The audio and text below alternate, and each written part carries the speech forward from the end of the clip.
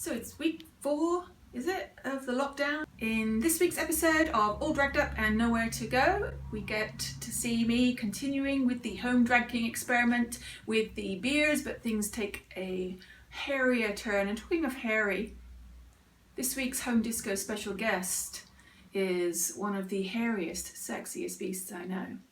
Keep watching to see how that transformation happens. And as ever, I'm creating a bunch of bonus content in conjunction with this web series. So if you like these episodes and you want to support my art, you can go to my website and have a look at the virtual tips tiers and get your hands on some of this bonus content, including learning how lace front beards are made and some very cool costume hacks that are part of this act. What? Okay, let's go. So here we are, trying now to find alternatives to the synthetic blend that's surprisingly maybe 90% still sticking to my face. Now I want to credit one particular drag king here in Glasgow for turning me on to the potential of using wool. And although I will pretend that this is an experiment, I do know that this works, although I as an individual myself have never done this. So I don't know whether I'm going to do it right or not, but I want to credit the drag king known as Kist for letting me know about wool and the potentiality of that, which seems strikingly obvious now that I'm pulling it apart here. So in these circumstances, you're at home, you don't want to chop your own hair off, you haven't got a pet that is willing to be shaved or anything, but here you've got an old woolen sock or something and you're pulling apart the wool. This might take a while. Andy, how do you do it? What do you do? I don't know, I've trimmed it here into little bits of grey that are really tiny. I might need to put my glasses on. No, I can't let the world see me with my granny specs. The world. I mean, all you, me, and one other person that's likely to watch this. Ooh, all right, yeah. If I make a little goatee or something out of this, what do you reckon?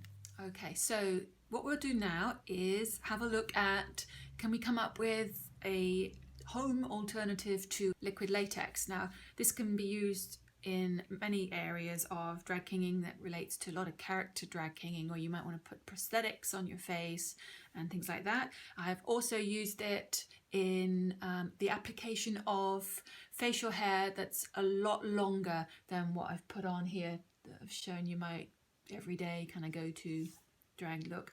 I'll use a little bit of the liquid latex mixed with flour so you see what it's like when I would normally use it. Before I do that, I want to show you some lace front beards, and I have taken a course in how to make them and you can kind of see them here. This is not one I made, but it's called lace front. You may have heard of lace front wigs. You can have lace front facial hair as well.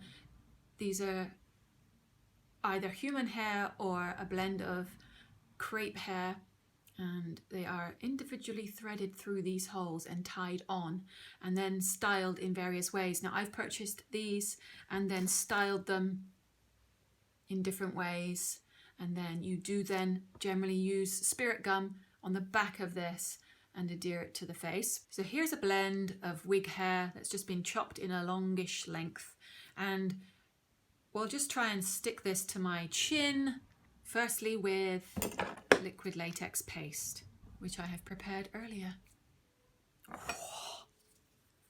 It pongeth.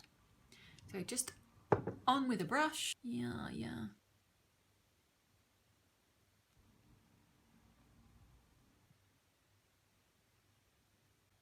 It's very goatee-y.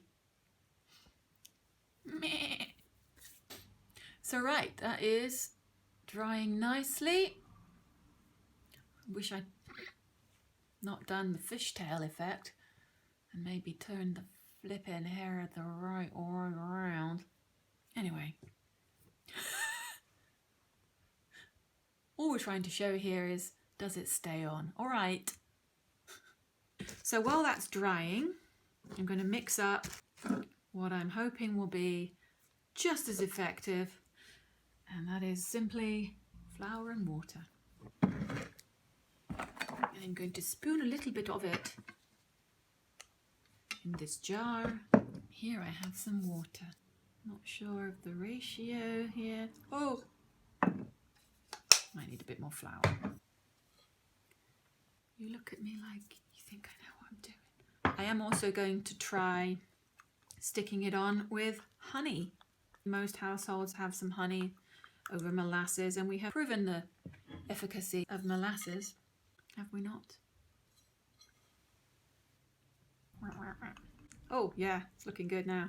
So we're just going to do a little bit of paste there and a little bit there of the honey. Oh, so we've got a bit of that paste.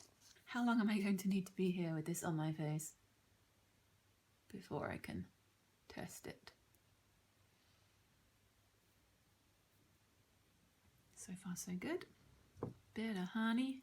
Just giving that a good old stir. Where should we put that? Just right there. Oh, don't need to use that much just to see if this will work or not. It's not really doing a good job at keeping the hair kind of not looking all sticky and shiny though. I think it's going to remain slightly sticky and gooey looking. The hair might stay on my face, but I don't know. I don't really rate it. Let's just call that a fail, shall we? Moving on. Let's try molasses, our old favourite. There's a bit of hair in here. And apply. Oh, see, that's the problem. It starts pronging. Oh. Holy.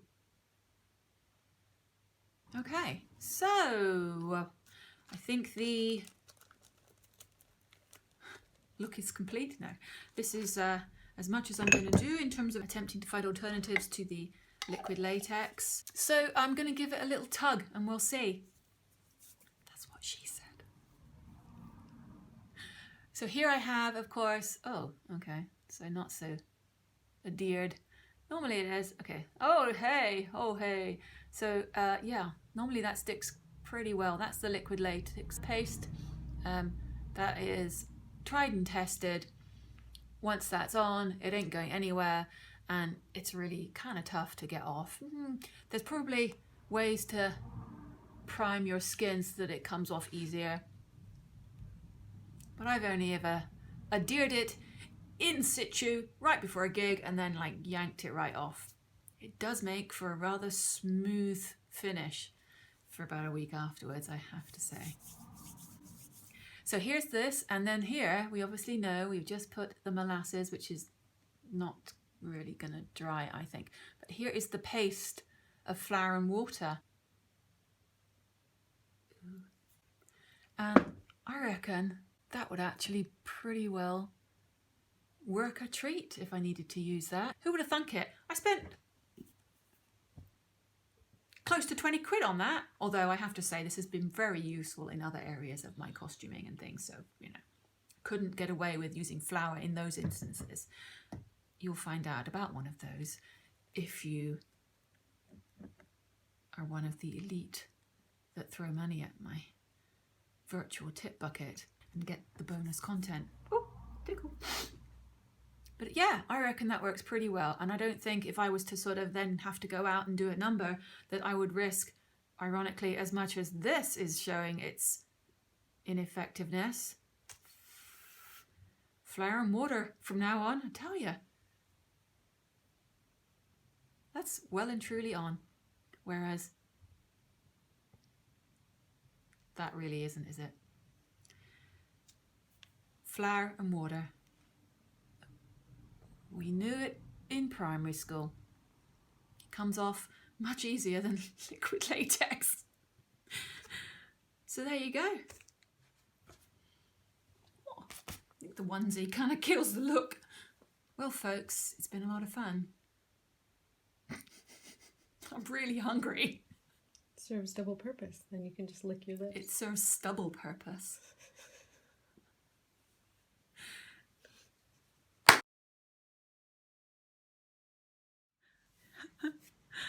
Welcome to this week's Ask Me Anything. Now I'm going to talk about a question that was asked by Alice, also known as Arthur Chance, one of my drag sons. Oh yes. And they asked, how did I get my start in drag kinging? But while this is happening, we're going to be getting me ready into one of my more recent characters, and you can see behind me part of the costume. It'll all make sense later, but for now I'm just brushing out my hair because you shall see the hands that are waving at you right now belong to my hairdresser. No. They belong to my girlfriend. She of many talents, one of which being the ability to live with me. But she actually is indispensable for this particular drag look. Ow! And you shall see why later. But I will talk about this drag look in more detail in the bonus episode. If you haven't worked it out already, there are bonus episodes that go with these episodes that are free, and the bonus episodes, you've got to throw some virtual tips my way to get access to those. But molting, I should give you a clue as to this character for this week. Anyway, where was I? So how did I get my start in drag kinging? Right, you can go now. Begin. It was actually, I'm probably approaching my drag anniversary. Sometime in April in Shanghai. I spent about 25-30 years in the Greater China area, and most of it in Shanghai. And in 2016, I volunteered to help backstage at Shanghai's Prize Got Talent that year, and it was being produced by Ennis FW, who is a drag king extraordinaire, and I had attended an event where they were hosting in drag, and that was the first time I'd ever seen a drag king. And like many others who encounter drag kings for the first time, they were very much wowed and wanted more. And so then Ennis put a call out for help, and I put my hand up, and I had a bit of backstage experience, my background, blah de blah, lots of events.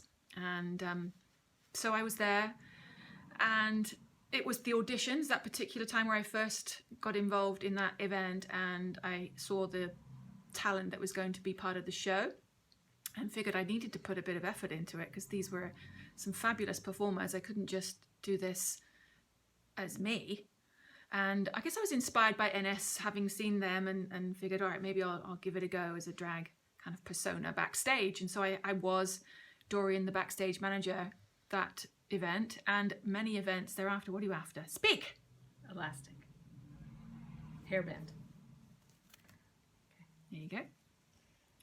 And so I went back home and was thinking of what kind of drag look I could put together, and I will share some very fabulous photos of my very first attempts.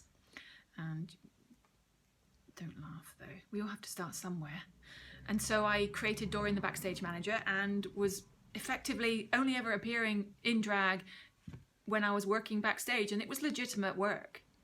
I mean, I was picking up bras and things after many burlesque performers had flung them off, and putting out mic stands, and corralling artists and making sure the show went smoothly and things, and was doing that for a good 6 months before, I'd like to say, was gently cajoled by Ennis into putting something together. So one of the shows we were working on, kind of like an open mic, but for burlesque and cabaret acts, and it was low pressure.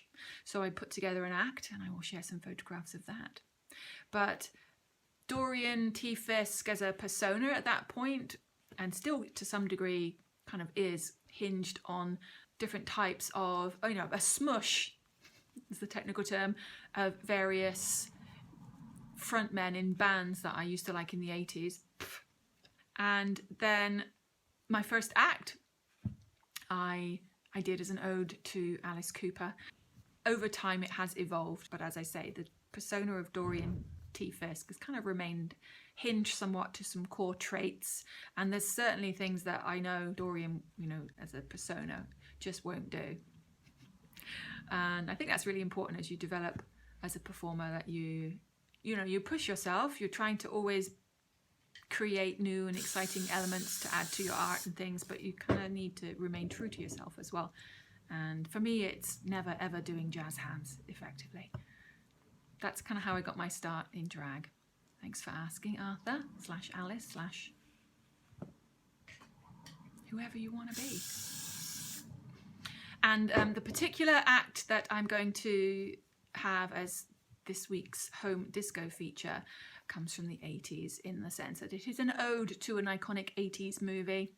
I wonder if you can kind of already see from the look that's appearing before your eyes what it could be.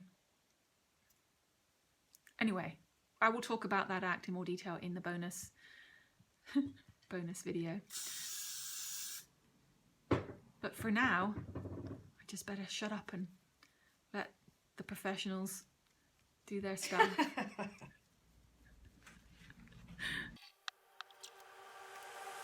Girlfriend, you gotta get it right. Girlfriend, you gotta learn to fight.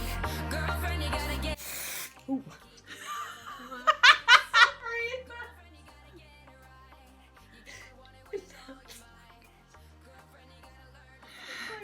What is it, the monsters? Right, you're fired. Can't get the staff these days.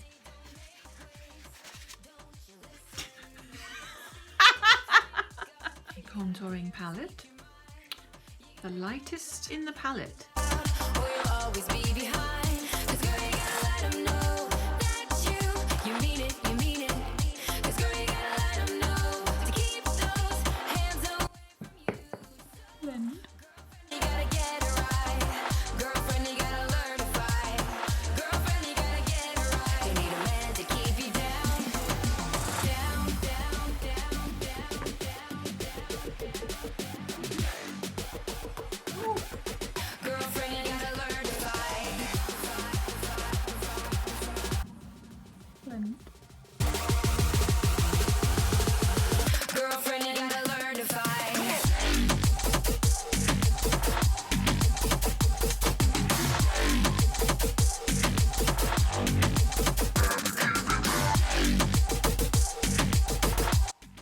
Stipple sponge.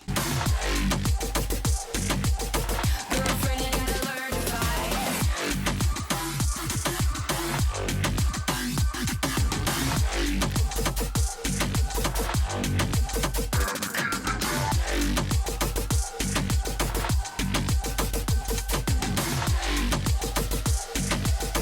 Girlfriend, you gotta learn to fight. Say goodbye to the fear inside. Speak out, girl, no one can shut you down. Try and make you feel out of place. Don't you let them. You gotta speak up, speak up. You gotta dare and speak your mind. You gotta get loud, or you'll always be behind. 'Cause girl, you gotta let 'em know that you mean it, you mean it. 'Cause girl, you gotta let 'em know to keep those hands away from you. So, girlfriend, you gotta get it right. Girlfriend, you gotta learn to fight. Girlfriend, you gotta get it right. You need a man to keep you. Oh, you're in the shot, woman.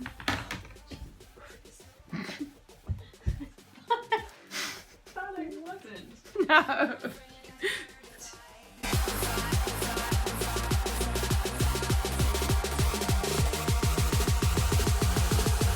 Girlfriend, you gotta learn to fight.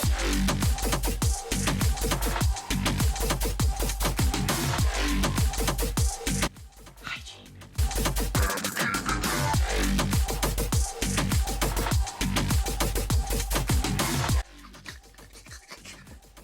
Girlfriend, you gotta learn to fight.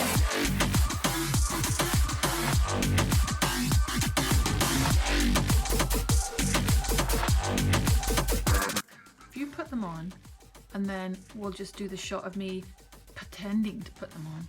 Okay. And then it'll look like I've put them on. Just like this, get out of the way.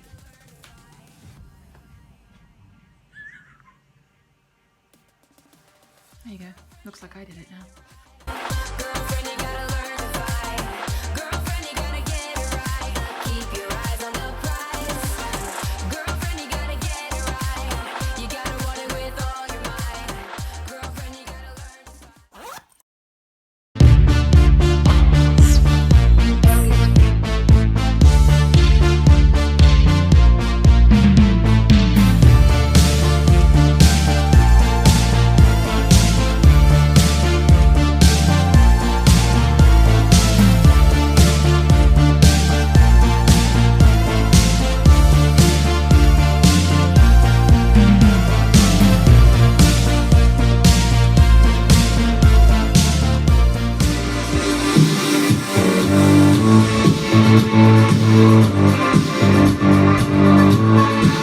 Thank you.